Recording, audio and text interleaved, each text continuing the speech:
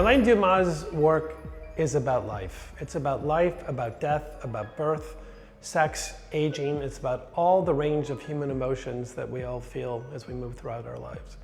One of her ongoing concerns in her work has been aging and the movement of one's body through the phases of life.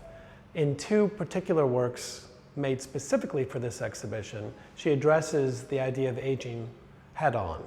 One is a work called Old, the other one is called Phantom Age. Both of them were painted by the artist specifically for the Grand Salon of the Museum of Cycladic Art. Given the grandness of the room and the architecture of the building, she made these paintings with that space in mind.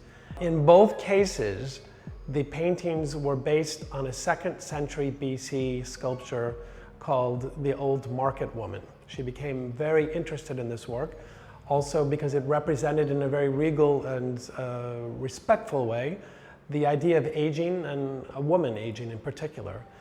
Both paintings take a different perspective from two different images that she had of this sculpture, one from the profile and one more straight on.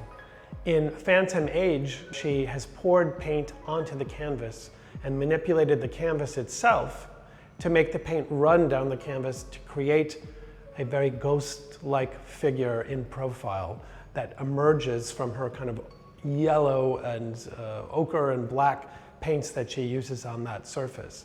In Old, the painting resisted that technique, and she did in fact use the pouring technique, but then went back in and realized she had to create a face with her hand with a brush.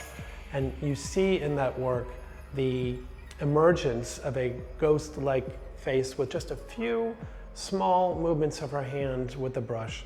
And it's kind of something coming from the surface of a water up to the surface and resolving itself. Both of these works deal with aging, but they also look at antiquity as a model for the works.